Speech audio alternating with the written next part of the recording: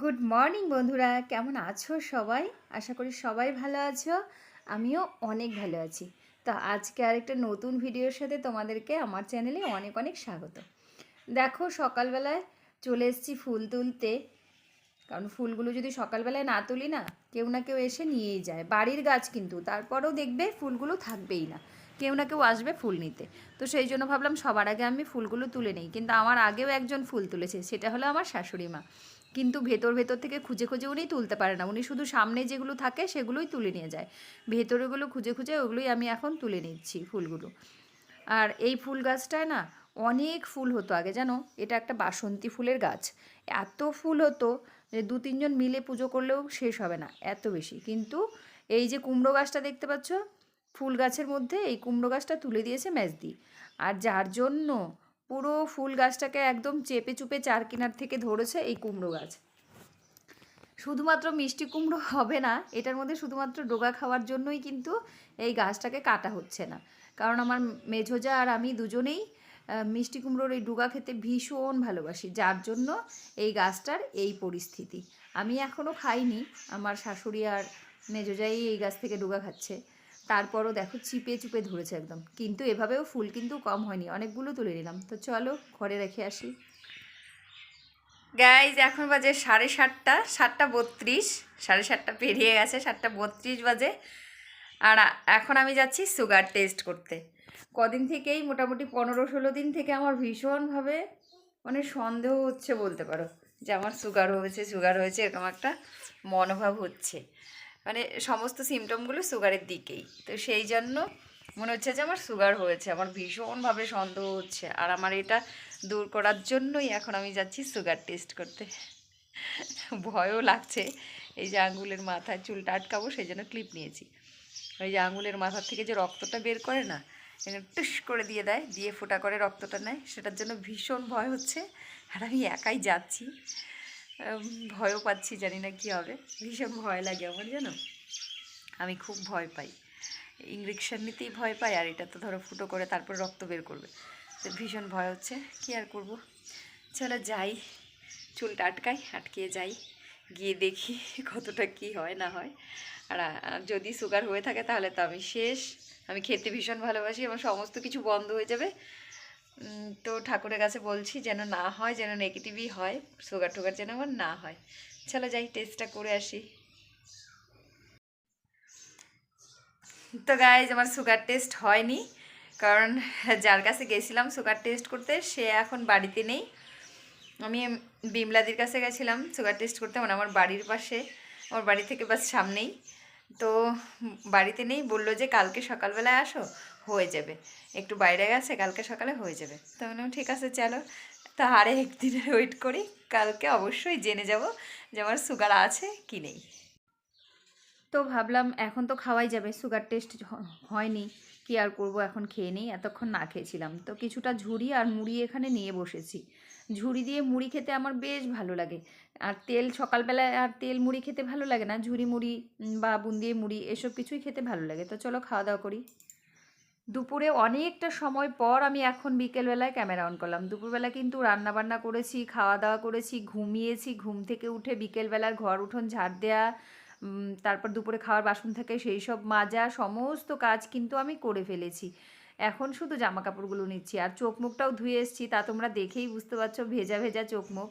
আর এখন গিয়ে ঘরে শুধু মাথা চিরুনি করব। এই কাজগুলো কিন্তু আমি সমস্তটাই করেছি, কিন্তু ক্যামেরা অন করিনি। এদিকে দোকান পেতে এসেছি যে, আবার তো দোকানেও বসতে হবে। আর একটু একটু খিদেও পাচ্ছে, কারণ অনেকটা সময় পেরিয়ে গেছে। এখন বাজে বিকেলবেলা 4:30, সেই আমি কাজগুলো করতে আসলাম। তো ভাবলাম এখন ক্যামেরাটা অন করি, কারণ ক্যামেরা অন করে কাজ করতে গেলে না অনেকটা সময় লাগে, সেই জন্য তাড়াহুড়ো করে কাজগুলো করে নিয়েছি। আর দুপুরবেলায় কেন ক্যামেরা অন করিনি তোমাদেরকে বলি, সেই দেরি হয় সেই জন্যও না, মাথাটা এত বেশি যন্ত্রণা হচ্ছিল, ভীষণ যন্ত্রণা হচ্ছিল। আমি হাউমাউ করে মাথা ব্যথায় কেঁদেছি, ভিডিও করতেও পারিনি, জানো। গ্যাস, জামা কাপড়টা তুলে রেখে গেলাম ঘরে, এখন আর ভাঁজ করব না। ভাঁজ করবো রাতেবেলায়, দোকান বন্ধ করে সেই পাশের জানালাটা বন্ধ করে যাই, জানলাটা খোলা, তো ভাবলাম এটাকেও বন্ধ করে দিই। নাহলে আর বন্ধ করা হয় না, অনেকটা রাত হয়ে যায়, আস্তে আস্তে এভাবেই থাকে। গ্যাসটা তুলে বন্ধ করে দিলাম। সন্ধ্যা দিতে আসবো একবারে ঘরে। এখন গিয়ে দোকানে বসবো আর সন্ধ্যা দিতে আসবো পরে একবারে। বসে গেছি দোকানে আর প্রচুর খিদে পেয়েছিল, সেই জন্য এই কৌটোটার মধ্যে সকালবেলায় যে ঝুড়ি আর মুড়ি নিয়েছিলাম পুরোটা খেতে পারিনি, কিছুটা এই দইয়ের কৌটার মধ্যে ভরে রেখেছিলাম। তো ভাবলাম চলো এই কৌটোটা শুদ্ধ এখন দোকানে নিয়ে বসি, খাওয়া দাওয়ার পরে কৌটোটা এখানেই ফেলে দিতে পারবো, আর ঘরে নিতে হবে না। তো সেই জন্য এই নিয়ে বসলাম এখন ঝুড়ি মুড়িটা খেতে। আর সকালবেলায় খেয়েছি ততটা ভালো লাগেনি, এখন খাচ্ছি জানো ভীষণ ভীষণ টেস্ট লাগছিলো, খেতে ভীষণ ভালো লাগছিলো। তাই বলছিলাম, একা একাই হাসছিলাম যে খিদের পেটে সব কিছুই ভালো লাগে, ভাতটা অনেক আগে খেয়েছিলাম তো। গুড মর্নিং গাইজ, কালকের ব্লগটা তো শেষ করাই হয়নি। এখন সকালবেলা এই ঘুম থেকে উঠলাম, তো চলো উঠেই সবার ফার্স্ট আমি যেই কাজটা করি, এই জানালাটা খুলি। এই দেখো, এই যে খুলে দিয়েছি। আর এই জানালাটা খোলার পর এই যে বাইরের দৃশ্যটা, এটা দেখার জন্য আমি এখানে 10 মিনিট তো 5-7 মিনিট, কোনো দিন 10 মিনিট এখানেই বসি। আমার ভীষণ ভালো লাগে এদিকের এই পরিবেশটা দেখতে, এই সবুজ সবুজ চারপাশটা দেখার জন্য। প্রতিদিন আমি জানালাটা খুলি সকালবেলা, আর এখানে কিন্তু 5 মিনিট তো বসবই, কোনো কোনো দিন তো 10 মিনিটও হয়ে যায়। গাইস, কার কার বাড়িতে এরকম স্টুডেন্ট আছে? আমার দেখো সায়নের এই যে পড়ার টেবিল এইভাবেই ছড়ানো থাকে। আর এই যে দেখো রাত্রেবেলা পড়তে পড়তে যে ঘুমিয়ে পড়েছিল, এই পেজটা হয়তো এখানে হয়তো কিছু পড়ছিল, আর এটাকে দেখো এই যে এটা হয়তো এখানে নোট তুলছিল, এইভাবে তুলতে তুলতেই কিন্তু ও ঘুমিয়ে পড়েছিল। এই দেখো সমস্তটা এইভাবেই ছাড়া। এখন আমি এগুলো সব গুছাবো, দেখো অবস্থা, মানে কোনো কিছুর গোছ গাছ নেই, এইভাবে ছিল, এইভাবে রেখেই ঘুমিয়ে পড়েছিল পড়তে পড়তে। এখন আমি এই সব কিছু গুছাবো, এদিকে বিছানা তুলবো, এই যে বিছানা গুছানো হয়নি, শুধু জানালাটা খুলে এখানে একটু বসলাম, এখন এই বিছানা গুছানো সব গুছাবো ওর। সকালবেলা উঠে দেখো কতগুলো জামা কাপড় কেচেছি, আর যা যা কেচেছি পুরোটাই কিন্তু সায়নের জামা কাপড়। এখানে 4-5টে প্যান্ট গেঞ্জি সমস্ত কিছু কেচে দিয়েছি, আর পুরোটাই কিন্তু সায়নের, একটাও অন্য কারো না, আমার না বা ওর বাবারও না, পুরোটাই কিন্তু সায়নের জামা কাপড় আজকে কাছাকাছি হয়েছে। কাচাটা আমার 30 দিন, এটা থাকবেই জানো। চলো ঘরের ভিতরে যাই, আর কি করব। তো গাইজ, কালকের ব্লগটা শেষ করা হয়নি, সেটাই এখন শেষ করলাম, মানে এখন শেষ করব, তার জন্য আসলাম। তো সকালবেলা তো দেখলেই তোমরা কতগুলো জামা কাপড় কাছাকাছি করেছি, সমস্ত কিছু করেছি, এখনও ঘর মোছা বাকি। বাইরের কাজগুলো শেষ করেছি, উঠান ঝাড়ু দেওয়া, জল ভরা, জামা কাপড় কাচা, এইসব শেষ করে আসলাম। এখন ঘরের এই বিছানা গুছানা উঠাবো, ঘর দোর মুছবো, এই কাজগুলো করব। আর এই যে বৃষ্টিতে ভিজে ভিজে ওই দিন কীর্তন থেকে আসলাম, আসার সময় খোলটা আমাদের সাথেই নিয়ে এসেছিলাম, এই যে খোলটা, এই দেখো।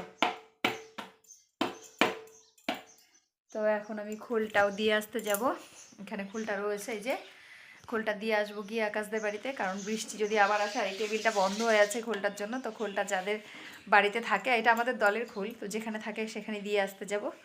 কিন্তু ভাবলাম কালকের ভিডিওটা শেষ করে তারপরে এসবগুলো শুরু করি, আর আজকের ব্লগটাও শুরু করতে হবে।